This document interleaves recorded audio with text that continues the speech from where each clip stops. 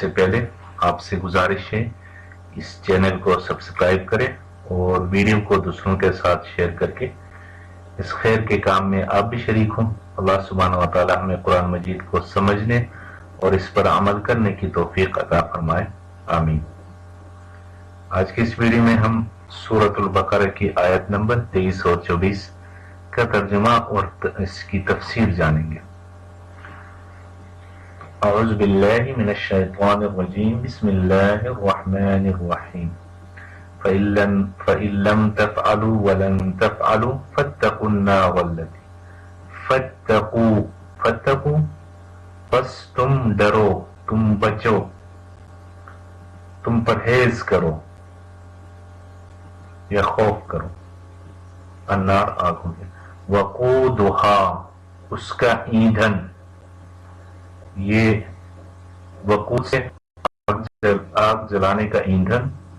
اسی طرح لپٹ اور شعلے کو بھی وقود کہتے ہیں، فیول، وقود فیول۔ الحجارۃ، الحجارہ پتھر یا کنکریاں، سٹون، راک۔ اعدت وہ تیار کی گئی ہے، یہ اعداد ان سے یہ مجہول ہے، ماضی مجہول، پریپیئرڈ وہ پریپیئر کی گئی ہے، تیار کی گئی ہے، یہ اعداد کا مطلب ہے پریپیئرنگ۔ فَإِن لَّمْ تَفْعَلُوا فَإِن لَّمْ تَفْعَلُوا وَلَن تَفْعَلُوا پھر بھی اگر تم یہ کام نہ کر سکو، فَإِن لَّمْ تَفْعَلُوا پھر بھی اگر یہ کام تم نہ کر سکو، وَلَن تَفْعَلُوا اور یقیناً کبھی نہیں کر سکو گے، اور یقیناً وَلَن تَفْعَلُوا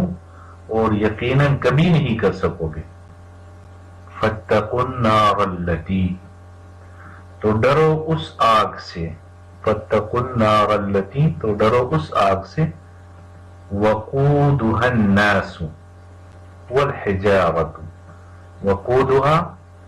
جس کا ایندھن، الناس والحجارۃ انسان اور پتھر ہوں گے، جس کا فیول انسان اور پتھر ہوں گے، وعدت للکافرین وہ تیار کی گئی ہے، للکافرین کافروں کے لیے۔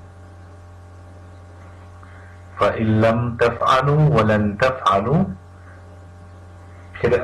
پھر بھی اگر تم یہ کام نہ کر سکو، وَلَن تَفْعَلُوا اور یقیناً کبھی نہیں کر سکو گے،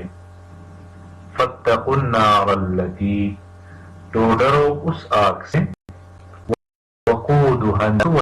وَالْحِجَارَةُ جس کا ایندھن، جس کا فیول انسان اور پتھر ہوں گے، وعدت للکافرین وہ تیار کی گئی ہے کافروں کے لیے۔ تو پچھلی آیتوں میں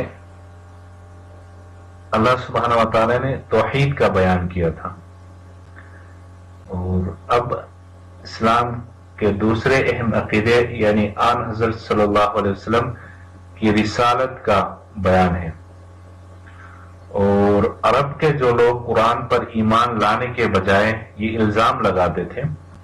کہ نبی پاک صلی اللہ علیہ وسلم شاعر ہے اور انہوں نے اپنی طرف سے یہ کلام بنایا ہے، قرآن جو یہ اپنی طرف سے بنایا ہے، انہیں ان آیات میں زبردست ایک چیلنج دیا گیا ہے کہ اگر ایسا کلام کوئی انسان بنا سکتا ہے تو تم بڑے